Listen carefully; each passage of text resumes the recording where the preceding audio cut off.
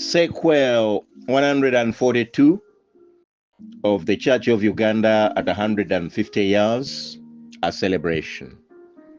I welcome you to the last Christmas special. I'm Christopher Amos Chikomeko Ntambi. In this last Christmas special, we are going to look at the very first Christmas in Uganda.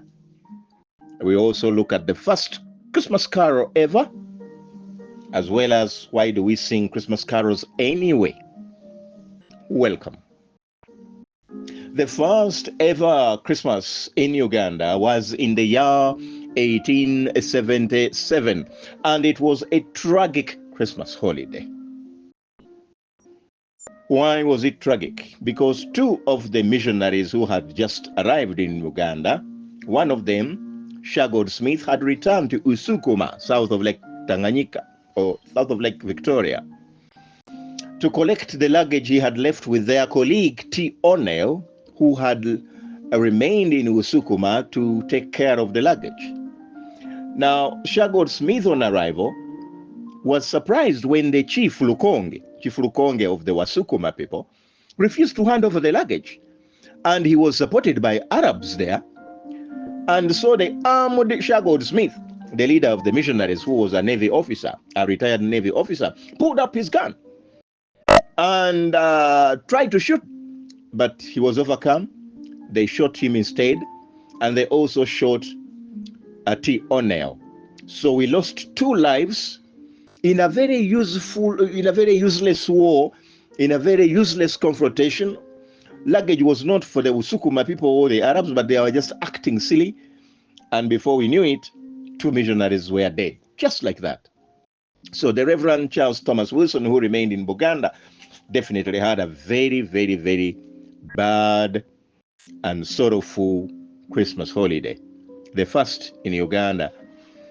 For the Ugandans, it was new, and they were just still learning the religion, so they could have been excused that maybe they didn't even understand what it was all about to talk about Christmas in 1877. The following year, Alexander Mackay, who had stayed at Fredetown near Mombasa, training in Luganda, training in Swahili, arrived.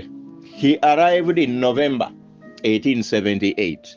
And therefore the Christmas, the second Christmas in Uganda, was much more understood. Because after all, Alexander Mackay introduced a word for the big day. Just what he had got from the coast. The Swahili people described this big day as a siku, meaning a day, which is big. And it was therefore ku, siku, ku. Now the Baganda could not pronounce the Swahili siku, ku. And for them it was sikukuru or sekukuru.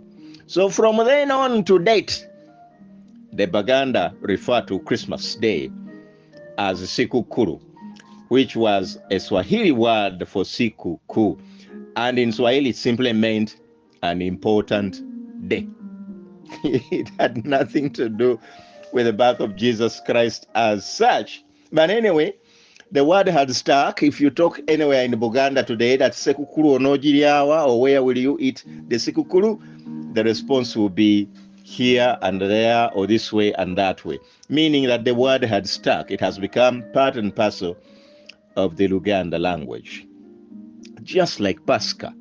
You see, the Swahili people did not have a word for the Easter holiday. And for them, because for you to celebrate Easter, you must have celebrated the Passover. And the Passover was being taught as a very important day. And so Passover, the Swahili mimicked it as Pasika, Passover, Pasika. So the Baganda just took the word because of gain of the missionaries. And Alexander Mackay is very, very responsible for this. Before we knew it, our Easter is actually referred to as Passover. You will ask any Muganda around, Owange Pascha yabadde etya? How was Pascha? And the response will be, My Pascha was like this and like that, not referring to the Passover, but to the Easter holiday. So the Swahili has infiltrated or was infiltrated into our local language in a way that I cannot even begin to describe. However, back to the first Christmas, which we saw was tragic and not understood by the people. The second one was much more understood, much more localized. This Alexander Mackay was a hands-on man. He would explain things. He would make things he would make things look exactly the way he wanted them to be. And so they could understand, they could appreciate what Christmas was. And he then introduced the gifting, that it was good to gift people on this particular day. And the Baganda from that time on grew a custom of every man donating a new tunic. At that time, mostly were back clothes, but later on it became cotton, and you could donate a tunic, a fabric tunic or a backcloth tunic to your spouses. And I'm talking about spouses. The community then was polygamous. Even as much as religion required you to keep only one wife, in front of the missionaries, they would say they have one wife, but on return home, there would be more than one wife. And all they did was to separate them so that they could no longer stay in one enclosure, but they remained polygamous deep in their actions, including the political leaders of Uganda. Many confessed that they were Christians, but they kept their second and their third wives in hiding.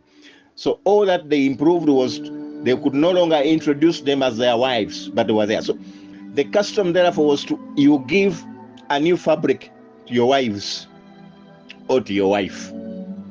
And that tradition lasted for so many decades. I think almost to the generation of our grandparents, that was the maximum celebration of that day. A new fabric for your wife, a new fabric for your wife. And the tradition went on and on and on and on. And one would say that is the basic thing to remember about the way our grandparents used to celebrate. And of course, there would be a service at the local church, and they would go and eat and make merry in celebration of the birth of Jesus Christ. Now, so much for the first Christmas in Uganda. What about the first Christmas carol? I want to define the word carol first.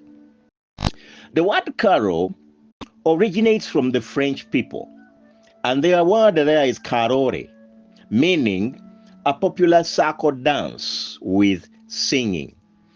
So in those days in Europe, they had the other famous Sanatoria Carore. We saw that festival, the Satanic Festival. Yeah, so they would have carols around that. They would also have spring carols.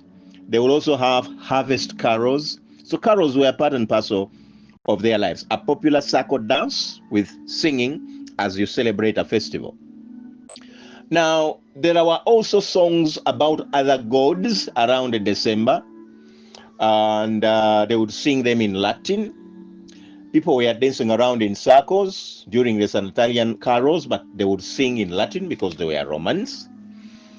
And in the year 325, when the council at Nicaea sat to restore Christianity, or actually Christianity had already been restored, but to restore the creed, the Nicaea Creed, and many other things, they also agreed on the Christmas Day, as we have seen in a previous sequel. So the idea of the Christmas carole was also introduced. There were the Saturnalia caroles, but now the Christmas carole also came in. What do you mean? Christmas carole, yes, popular circle dancing with singing, but about Christmas. And unfortunately, they were all sung in Latin. The Latin was in use until the 13th century, when the famous Francis of Assisi encouraged the natives to sing the caroles in their own language. And so the caroles of Christmas became so popular, and they would go dancing house to house the other culture of the carole by the French, cycle and dance, and circling and singing, it also came into the 13th century. They would sing the Christmas caroles, cycling and going house to house. In the United Kingdoms, it was not until 1426 that the house-to-house dancing began. And because it was associated with the Sanatolia carols, the dancing was banned later in 1647, something like 200 years later. But they kept on singing and dancing underground, and that ban lasted until the other day of Queen Victoria. During Queen Victoria's time in 1840, they released 100 carols which had been published, and then they released them to be sung. And amongst that 100, the oldest carol is what is called "While Shepherds Watched Their Flocks by Night." While shepherds watched their flocks by night. It was a 16th century carol. Now, because it is the oldest, you will notice that at every Christmas carols, especially in the church, it is the first to be sung. And the first stanza is sung by only one individual who sings the soprano voice. Now, that tradition is in recognition of this particular carol as the oldest amongst all the known Christmas carols. As for the house-to-house dance, it resumed with the Christmas carols. Remember being banned in 1647? Now in 1840 it resumes. And even people offer money to the dancers who are singing the carols, and they are even given a name. They are called waits. Yeah. Finally, in 1880, a tradition began. This tradition began at the Cornwall Cathedral, and it was begun by Bishop Benson of Truro.